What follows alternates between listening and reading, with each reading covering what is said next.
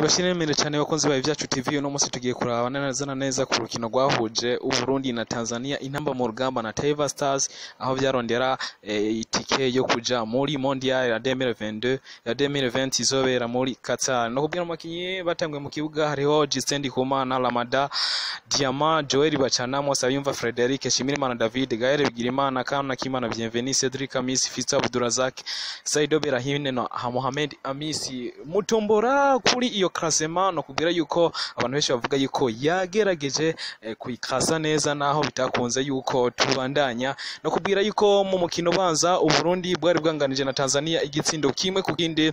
Rero bwategeza gusubiriza aho ejo twaciye dusezererwa. Ati none byagenze gute? Ndakubwira ugume ngaha ugire subscribe kuri channel ya YouTube yacu, ni wakunda video naho uyeme ikunde, ni vyaba ngombwa mbere unasangiza n'abandi kano ka video kugira ngo bashobore ukabona. Reka twinjira neza na neza mu kibuga turabe uko ibintu vyagenze neza na neza. No kubwira yuko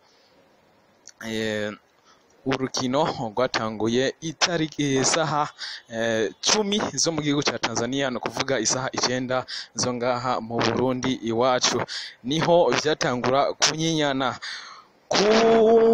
Wamona yuko neza na neza igice ca mbere ndetse n'igice ca kabiri Burundi bisabwa n'ubwanganya inguvu n'igihugu cya Tanzania, kuko twararavye ku bantu baruravye murabona yuko haba kugusatira canke ku bindi byose wabona yuko ibintu vyagiye bigenda neza. Ku munota wa 29 niho umukinyi wa Tanzania Samata yinjije igitsindo ca mbere, ariko ntivyaherera ngaho. No ku munota wa 45 n'agasunuzo rimwe, no kuvuga ku munota wa 46 niho umukinyi Fitz Abdurazak ku mukino yarahawe na ku mupira yarahawe na Bienvenue nawe yashobora kubona amarembo yo mu gihugu ca Tanzania.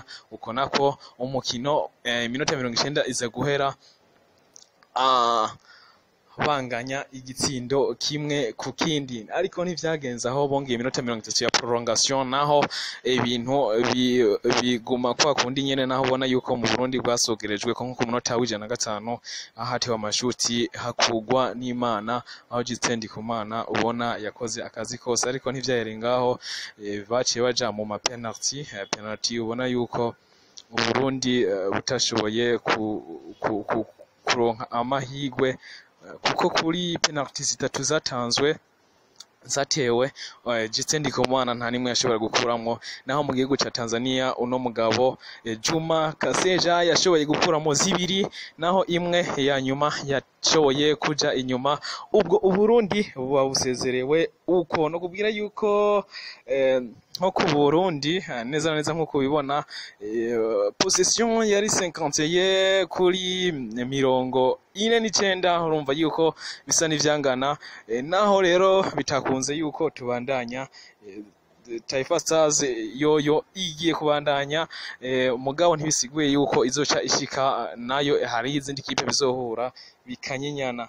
Nubwo bimeze uko, kandi kubwire yuko kandi Burundi nabwo bufise izindi nkino zokina muri AFCON, kumbure muri 2020 turacafise igikorwa, muri 2021 turafise igikorwa ariko tuzoja muri AFCON. Reka tuvyizere. Ndabashimire cyane kubona mwashoboye gukora no video.